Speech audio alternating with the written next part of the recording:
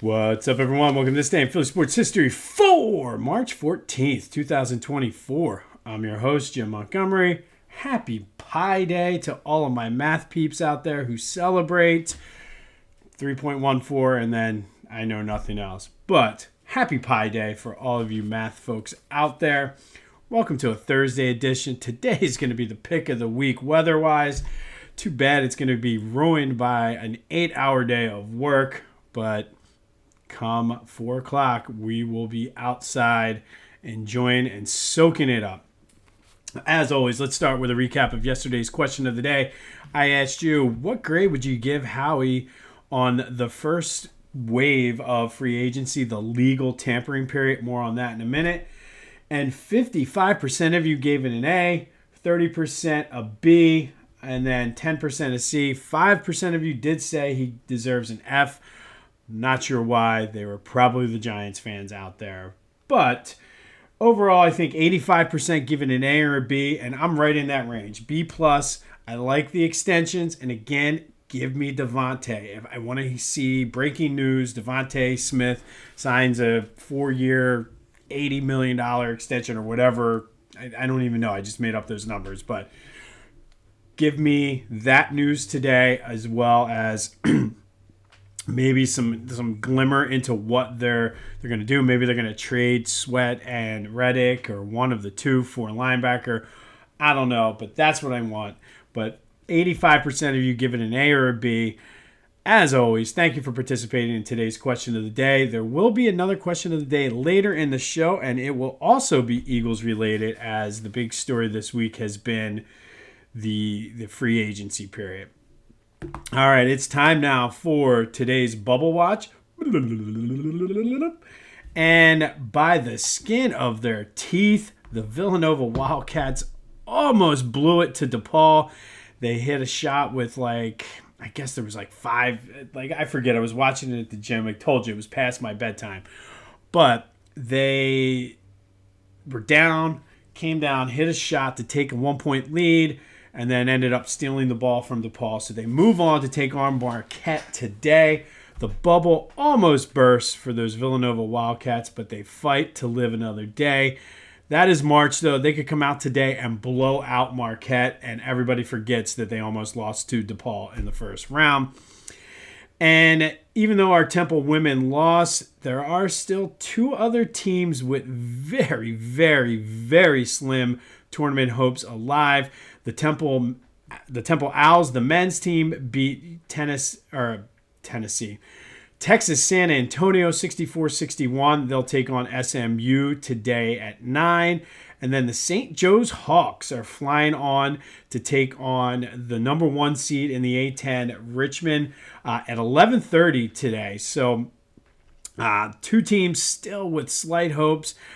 Between the 3 of them, maybe one of them can, I don't know. It's March, so who knows? Crazier things have happened. But we'll be watching the Nova men, Temple Owls, and St. Joe's Hawks all today. Pretty much, I think those games are kind of spread out. I'm not sure what time the Nova game is. It might be a late game again. But that has been today's Bubble Watch.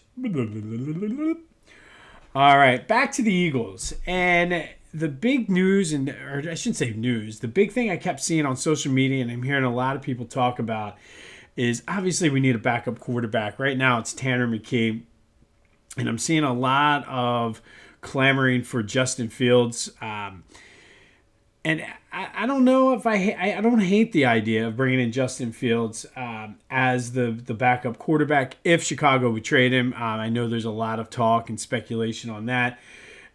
If the price is right, who knows what they're going to want or ask for.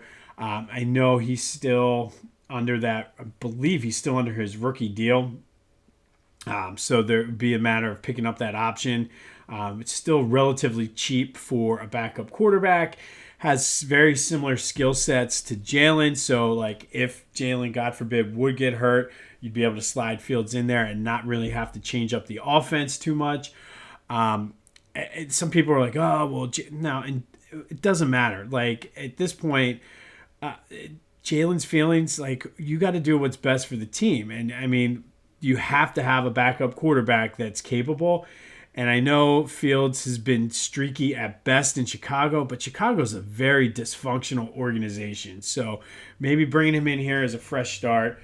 But it would have to be for the right price. And that is today's question of the day. Since everybody was talking about it yesterday, I'll jump on the bandwagon.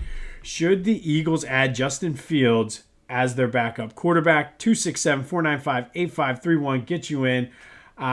Again, I'm not opposed to it, and it has to be for the right price. I don't want to give up a first-round pick or anything like that. Maybe a third, possibly, or a fourth. We have some of those compensatory picks. But it might do Justin some good because the Bears are just – sorry, Mike. The Bears are just a dysfunctional franchise who really have not been good since the late 80s. But let me know, should the Eagles pursue Justin Fields as backup quarterback? 267-495-8531. And all of that for me is I don't care about Jalen's feelings. I got to make sure I'm set up. And obviously, if Jalen goes down, we're in a heap of trouble. But who's going to give us the best chance to continue and hold the fort down if Jalen has to miss some time? Jake Elliott signed a contract extension. I like it. He's been a stud since he got into the league that Super Bowl year. Don't hate it at all. And then the other non-player news, I'll do that first, is the jerseys. Apparently when they changed the wordmark or watermark, whatever you call it, last year, they still on the jerseys had the old one. That's been updated for this year. It was a story, so I figured I would cover it. Saquon, a couple things on him. First, more and more is coming out that part of the reason the Eagles were so aggressive with him is because he fits into what Kellen Moore's scheme is going to be. That he wants to run a lot of play action. And the haters were like, oh, the contract, it's too much. And Howie pulled his Howie magic on this one. The contract, if you really look at it, it's essentially a 2-year deal with a third-year team option. So it's easy for them to get out with a limited cap hit. And people talk about the dead cap space. Well, they're paying like $40 million in dead cap space over the next year or two for Kelsey and Cox because of the way Howie kicks the can down the road. But he's smart about it because the contract or the salary cap goes up each year. So I do like the contract, and I think, again, it's a good fit, even if it wasn't a Kellen Moore saying this fits my scheme. So the haters, and again, that 5% that gave it an F, I guarantee you they're the Giants fans out there listening. And if you are a Giants fan out there listening, thank you, and hit the subscribe button, like Jimbo_Mont on YouTube. The other thing is the tampering, and I have an issue with this. Apparently, there's a twofold issue I have with this. James Franklin basically said, Howie said one of the selling points to Saquon was you're going to be closer to home, blah, blah, blah, closer to Penn State, things like that. Now, the problem is during the legal tampering period, you're not allowed to have, or I guess before the legal tampering period, you're not. The rule is so ridiculous here that I'm messing it up. But either way, they're worried that Howie contacted Saquon directly when he wasn't allowed to contact him directly. I mean, what legal tampering? I've been telling you guys for a week now. It's an oxymoron, and just because it's legal now, that means like they're waiting by the phone. Like, no, there's been contact made, whether it's through an agent or whatever. The whole thing is dumb. It doesn't matter. Like, be aggressive. Like, and I say this because we have a GM that's going to be aggressive, but the whole thing is stupid. And then the other issue I have is, of course, James Franklin is going to be the one to screw this up. And Penn State fans, you know what I'm talking about. Big game, and James Franklin chokes under the lights. I mean, his track record speaks for himself.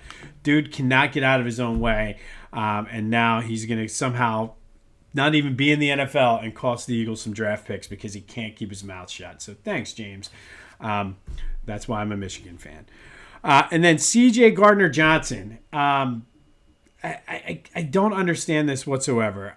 He apologized again for the comments he made before he left last year, where he said his least favorite thing about Philly is the people. They're effing obnoxious. I can't stand the effers.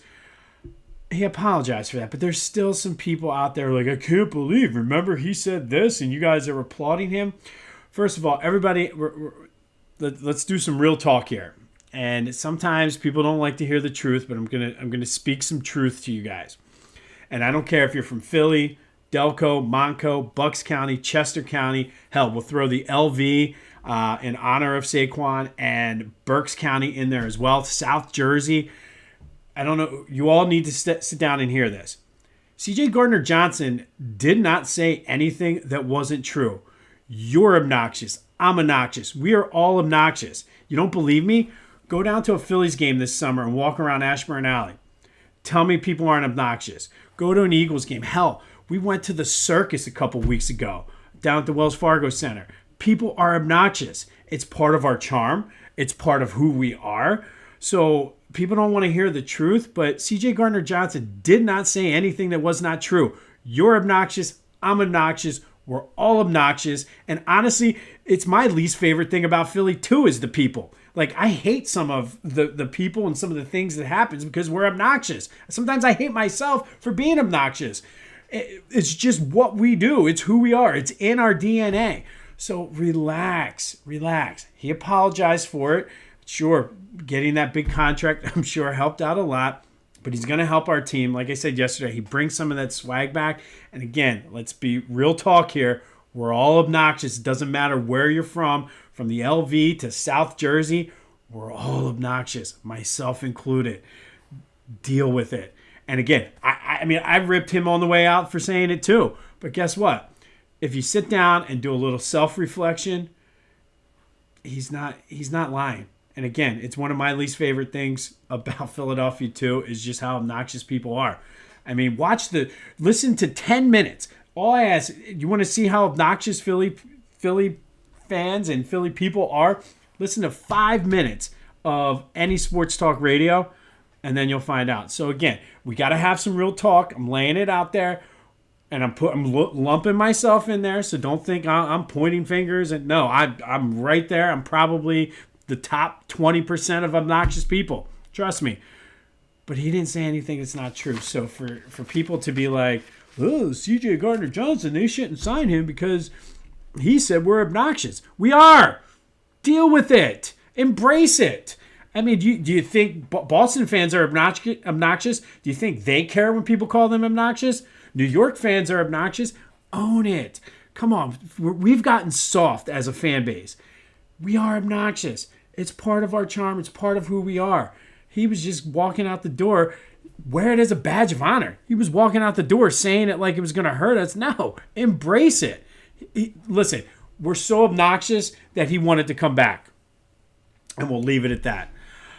Again, I just wanted to extend Smitty. That's all I want to hear now today.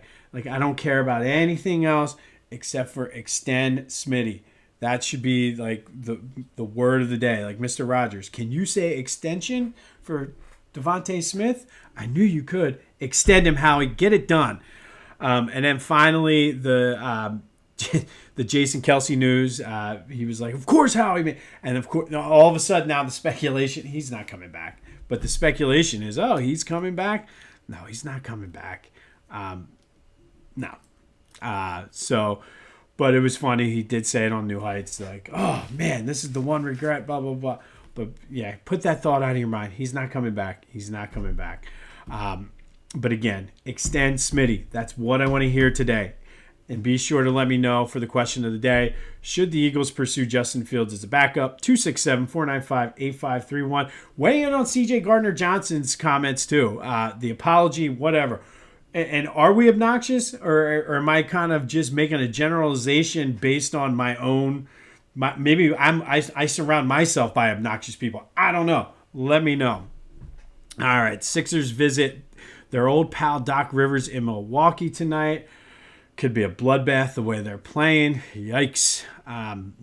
We should be getting an update soon on Joe. I feel like every time I say that, we get an update. So maybe we can get some clarity on where this season is going to go.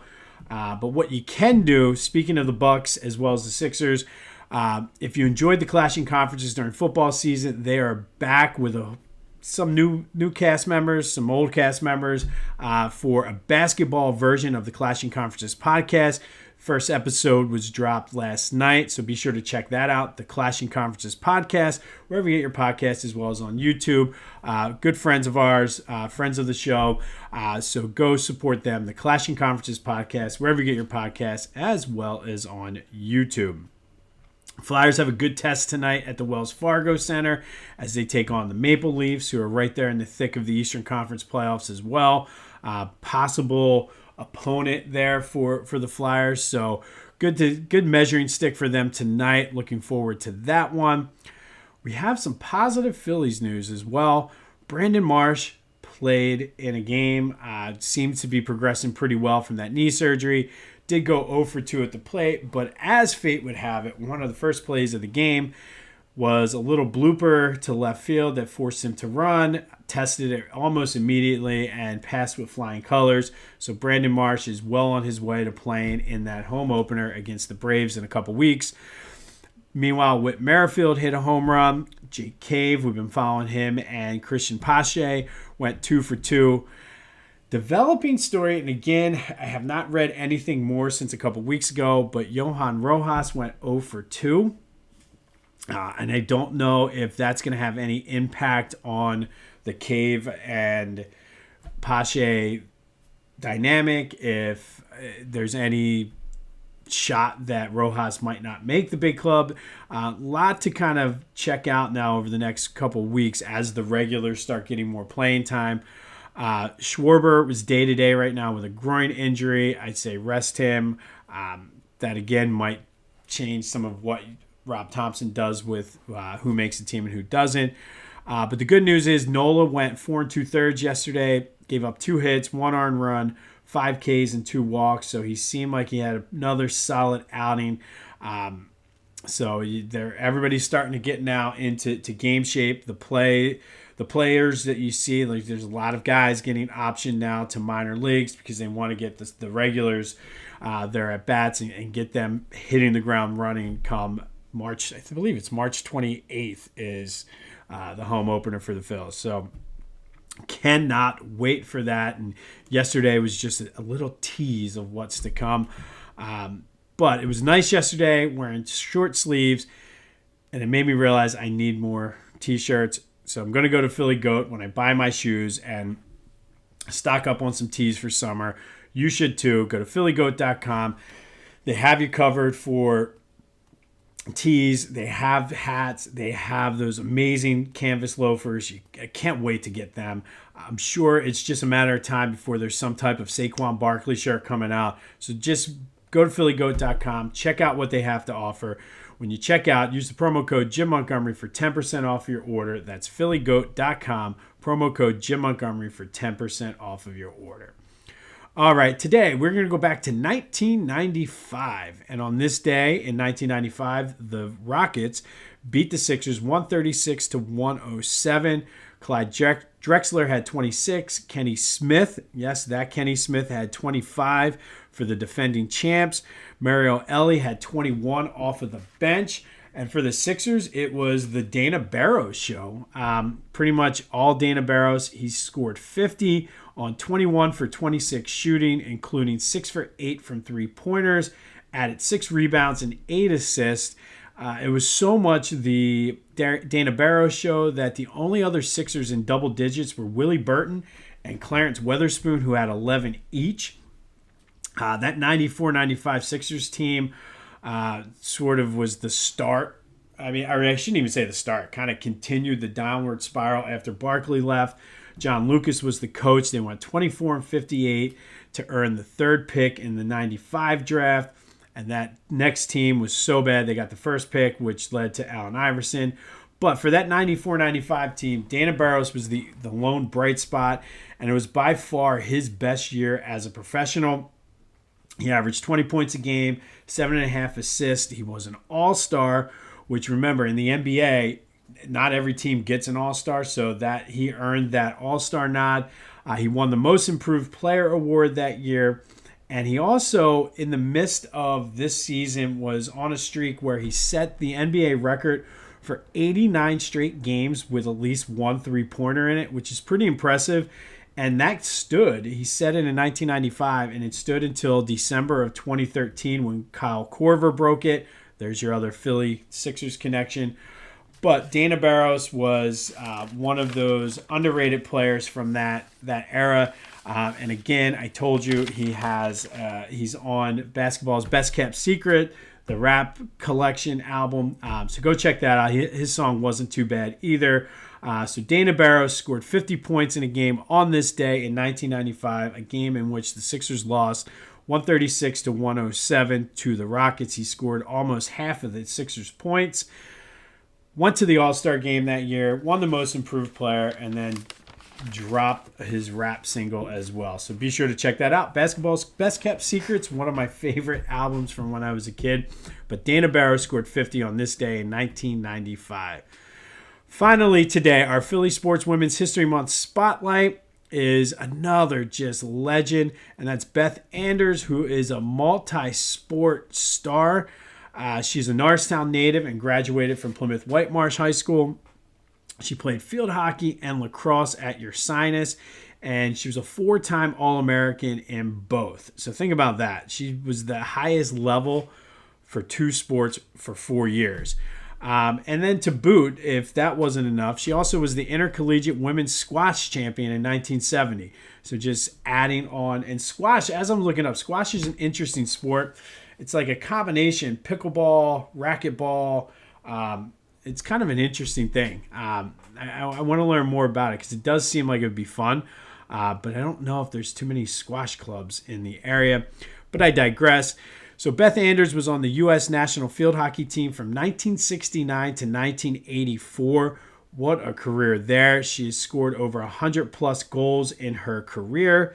She was a 3-time USA IFWHA tournament team member.